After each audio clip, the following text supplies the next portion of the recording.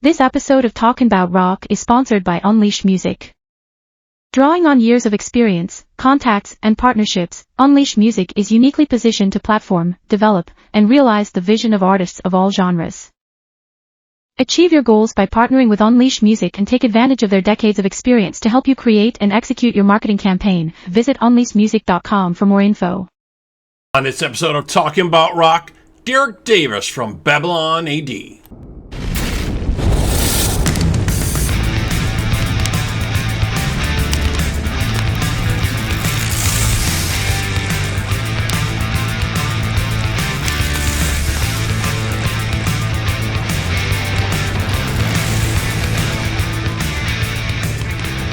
Talk About Rock, sponsored by School of Rock, North Buffalo, where they're making musicians every day. Hello, everyone, and welcome to this episode of Talking About Rock. I'm Rob Edwards. Here we bring you rock interviews from veteran and upcoming artists.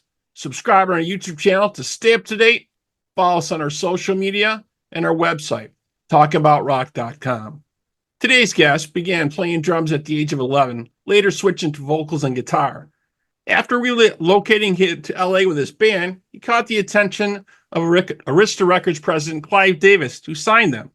Their self-titled album was released in '89 and included the hard rock classic hits Bang Go the Bells, Hammer Swings Down, and The Kid Goes Wild.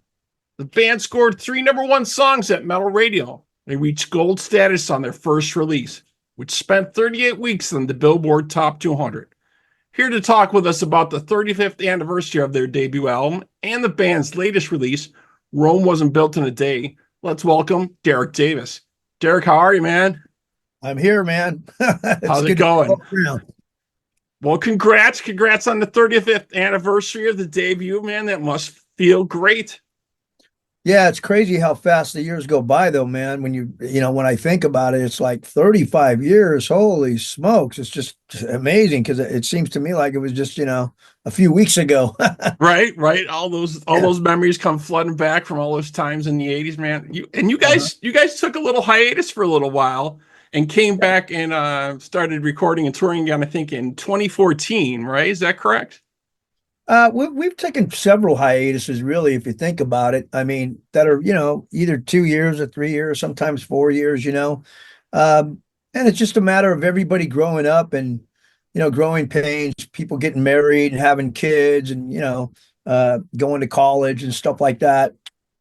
And then, every once in a while, there'll be a resurgence of us getting back together. So we've done stuff in, 2000, 2002, 2010, 2014, 2017, and now 2024. 2024. And last thing I think you had in 2023, you had the live album out, right? Live Lightning, which did really well for you guys. Yeah. Oh, yeah. Yeah, that came out last year. Uh-huh.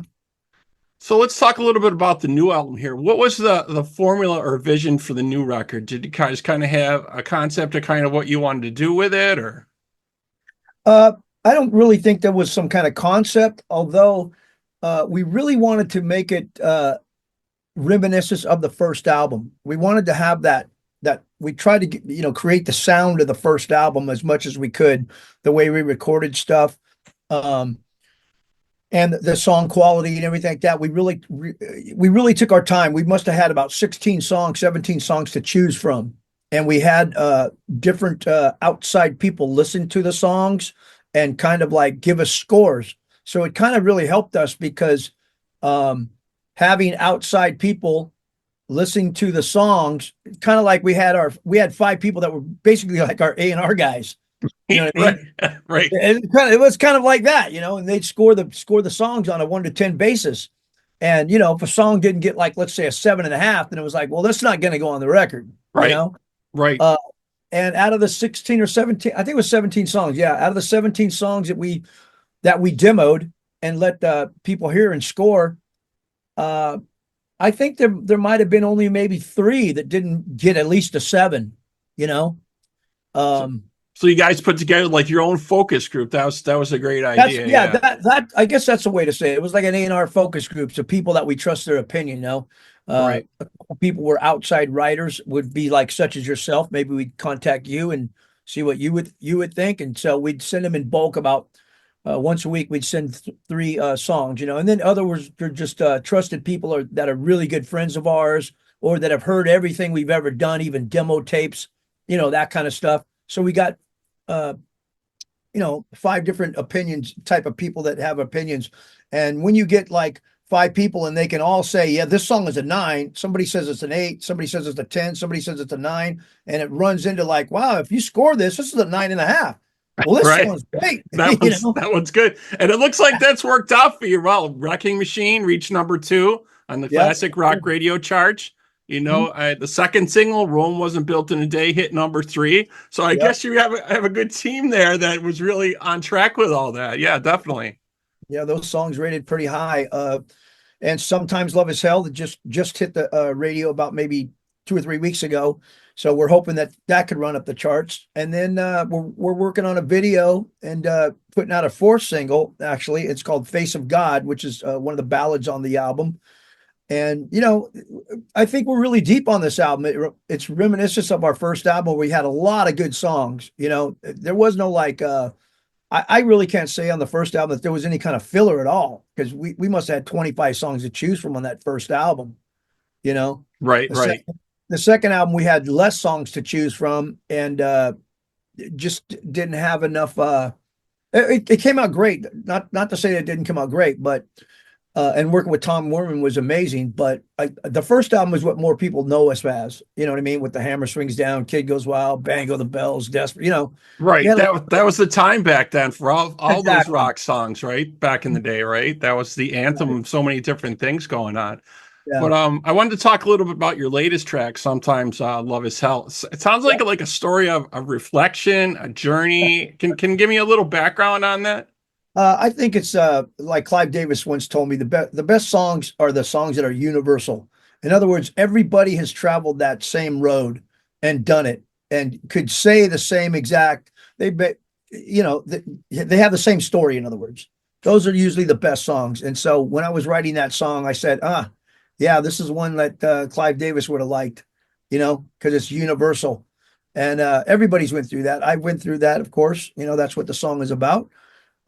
Everybody else has pretty much went through it too. Sometimes love is hell, other times it's great, but sometimes it's not good. Sometimes it's definitely not good. Yeah, I really like the track. So let's check out Sometimes Love Is Hell from Babylon AD, and we'll be right back here with Darius Davis on Talking About Rock.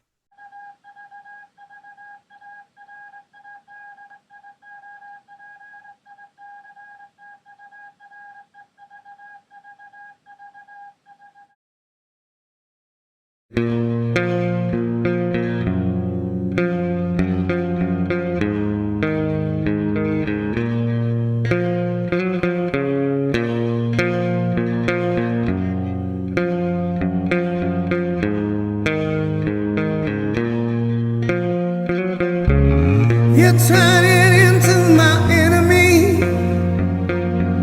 I used to know you so well. Your love has become a mystery. You're hiding something to tell. Reach out your hands. Don't leave me broken hearted. Reach out your hands.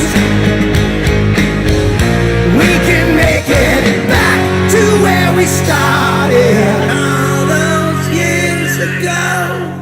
Sometimes love is hell.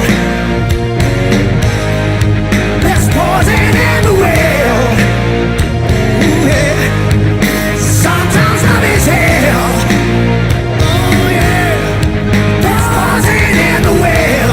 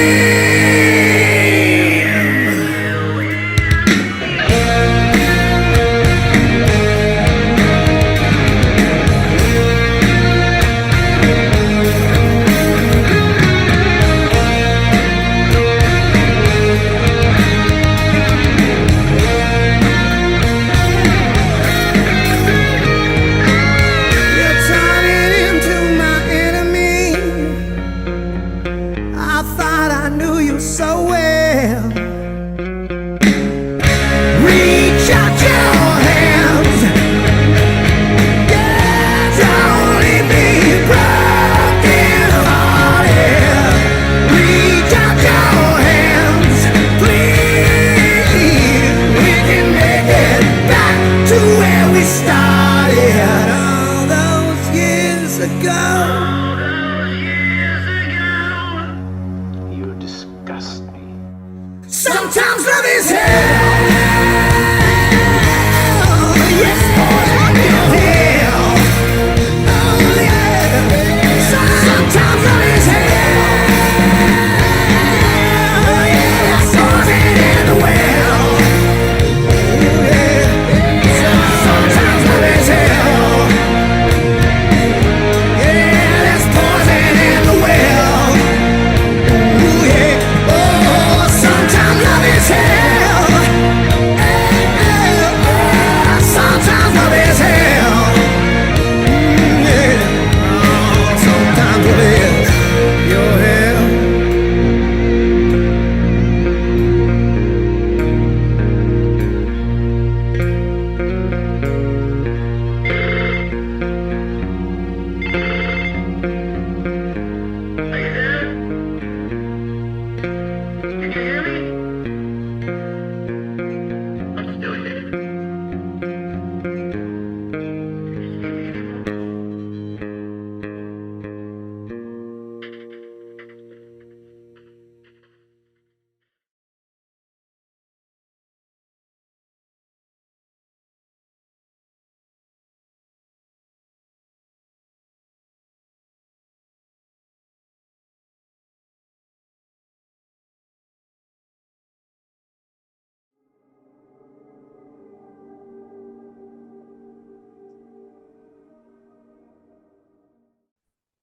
Okay, we're back here on Talking About Rock with Derek Davis. So you've done some other stuff here besides Babylon AD. I was checking out. You did some solo work here. You did a solo CD at Revolt, I think, was in 2012. Yep. And then you had some other stuff going on. Tell us a little bit about that. Well, that's kind of the stuff that I do in between Babylon AD albums. You know, I'm always continuously writing, and I just don't write one style. You know, I just don't write just hard rock songs. I kind of just whatever comes to me. You know, and I like blues, I like soul, I like industrial metal. You know, the only genre I don't think that I really like is country. You know, new country, anyways. I like old country, but not new Right. country. People that are real country, I talked to some country artists, and people that are like heavily in country, they don't really get into the new country. They don't consider that like country music, you know? It They sounds don't. like bad Bon Jovi to me, like B-side of a Bon Jovi song. Except the lyrics are no good. You know, you always got the dog and the bar and the chick, and that's like it's too I guess the lyrics to me anyways are too juvenile. I guess Yeah. And it's something I wrote when you've I was written and 14. collaborated with some amazing, songwriters and producers. Mhm. Jack Ponte, Alice Cooper, Yeah. Bon Jovi, Tom Mhm. Weirman, Motley Crue, Cheap Trick, Taylor Yep. Rhodes, Aerosmith, Gene Black, and Yeah. Michael Anthony from Van Halen. Can you tell us a little bit about how that project went with Michael? Well, you've done your research. That's pretty good. So Michael got involved in a band called Moonshine that I was in, and it just got off the ground. They were auditioning singers, and the band really didn't have a name or anything like that, or that big of a direction going anywhere. But they had Michael Anthony that thought they were really good just as a band, you know, and they were looking for a singer. So I auditioned and I got the part, and we quickly started writing. We just started writing like crazy. Within about 3 months, we had whole albums worth of album of materials. Sorry, and then and Michael was co-managing us, you know, and put us in the studio at Eddie Van Halen's 5150 Studios, and we probably recorded about half the record there and half the record at the Grinder and a couple other places down in L.A. Now And this had to be a while back then, if it was at the this 5150 studio, right? This had to be a while back, right? oh yeah, it was 20 years ago. Yeah.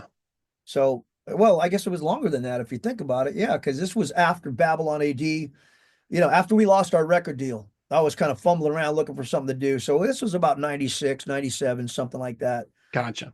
But yeah, so Michael played a big part in that. He helped produce us, and you know, we did a lot of cool gigs, and like Zach Wild would show up, and you know, just various people, James Lomenzo, you know, I mean, I could off the top of my head, you know, So you but guys had a lot of eyes on you, put it that way, yeah, to see what was going Jane on. Child, you know, and they were on the record too, you know. So, uh, and what happened was we started getting looked at. This was called Moonshine, like I was saying, and we started getting looked at by some labels, and then, you know, just like every band, you know, you start having internal conflicts and stuff like that. So I just walked away, and you know, in hindsight, I wish I wouldn't, but didn't have walk away, but I did. And then years go by, and everyone has always hit me up because I had the demos, you know, and everybody hit me up always, you know, uh, what's going on with the Moonshine stuff. So years would go by, but yeah, once or twice a year, I'd get people or fans that knew about it or seen the band. Right. Can you please put this out? Can you please put this out? So about 5 years ago, I put it out. You know, of course, I contacted everybody and made sure it was cool Right. and put it out, and it did great, man. You know, we're not playing as a band or anything like that, but the songs, they had life. You know, it was great recording and sounded great. The songs are great. I wish the band would have stayed together. You know, we could have went somewhere probably, but we didn't. So, you know, and working with Michael Anthony was great. You know, like I said, he sang on the album, some of the tracks. Jane Child played piano on some of the tracks, and it was really cool, man. You know. That'd be really cool to be in Eddie's studio doing all that back in the day. Oh Definitely. yeah, I mean, I remember seeing Wolfie running around when he was just a little kid. You know, so he must have been 6 or 7 years old or something, and Valerie chasing him around the yard and stuff. You know. Yeah, he's just doing fantastic out there. Oh His yeah, father's got to be so proud of that. Definitely. yeah, he is. He's a very talented cat, man. You know. Definitely, definitely. Well, it looks like you guys got some shows coming up here. It looks like starting October 26th, you're in Concord, California, and then you head to the UK and you got some shows That's going on next year. there. Yeah, yeah, we've got some shows in the UK and Greece and some different places, and they're adding more shows. Right now, we just have a couple of them that are totally contracted, but we probably have about 7 to 8 more that are all in talks right now. We're just trying to, you know, it's hard to figure out the exact routing for the dates, you know, when you're from Greece all the way to the UK. Right, You know, right. quite a stretch. So we're figuring Exactly, all the dates in exactly. between Belgium, Germany, you know, Right. Yeah, places like definitely. that. Yeah, it takes some time to track all that and figure that all and get the cities Yeah, lined up and see if there's yeah. some dates you can pop in between or whatever like that. All that kind of stuff always pops up. Yeah. But great stuff, man. I love what's happening for you. You know, best of luck on the new album. It looks like it's already doing great. So got some great hit songs on there. It's Yep. killer, man. We love it. Yep. Rome wasn't built in a day. It's kicking ass. Yeah. Love it. All right. So if folks get a chance out there to check out Babylon AD and check out the new album, Rome Wasn't Built in a Day. So we'd like to thank our guest today, Derek Davis from Babylon AD. Thanks to our sponsors, School of Rock North Buffalo and Unleash Music. And to all our listeners, I want to thank you for keeping the torch alive with us and support live music wherever you are. Derek, again, man, thank you, man. Yeah. Thank you very much, man. Thanks for having me on.